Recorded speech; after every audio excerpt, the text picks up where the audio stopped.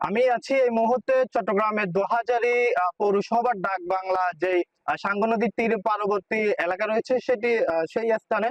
এবং টানা 4 দিন ধরে অতি থেকে অতি ভারী বর্ষণের ফলে বান্দরবনের যে পাহাড় রয়েছে এই পাহাড়ি ঢলে আহ সাঙ্গু নদীতে পাহাড়ি ঢলের পানি কিন্তু বৃদ্ধি পেয়েছে, যার কারণে আমরা গতকাল দেখেছিলাম যে পানি কিছুটা বিপদ সীমার নিচে ছিল, তবে আজকে সকাল 9টা নাগাদ কিন্তু পানি বিপদ সীমা অতিক্রম করে এখন লোকালয়ে পানি প্রবেশ করছেন। এবং চন্দনের সাতকানিয়া উপজেলা সহ চন্দনের সাতকানিয়া উপজেলার কয়েক হাজার পরিবার কিন্তু ইতিমধ্যে পানিবন্দী হয়ে পড়েছেন। এবং এছাড়া গতকাল রাতে বাজালিয়া ইউনিয়নের বেশ কয়েকটি স্থান দিয়ে কিন্তু লোকালয়ে পানি প্রবেশ করেছে, এমনটা আমরা খবর জেনেছি।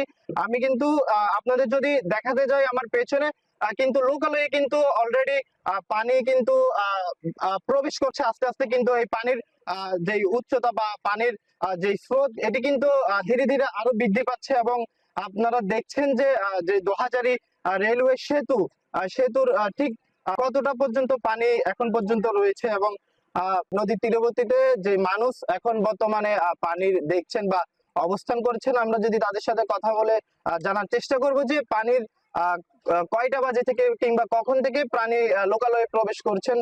আমি একজনের সাথে কথা বলছি। আচ্ছা, পানি সকাল কয়টা থেকে বা কয়টা বাজে এই লোকালয়ে প্রবেশ করছে আপনি জানেন? সকাল 9টার পরে লোকালয়ে পানি প্রবেশ করেছে। আচ্ছা, আবহাওয়া অধিদপ্তর জানিয়েছে যে আরো 5 থেকে 6 দিন মানে 12 তারিখ পর্যন্ত এই ধরনের ভারী থেকে অতি ভারী বৃষ্টিপাত হতে পারে। আর এই ছিল সর্বশেষ দোহাজারী থেকে সাঙ্গু নদীর বন্যার পরিস্থিতি। ইয়াসিন ইসলাম হৃদয়, চট্টগ্রাম।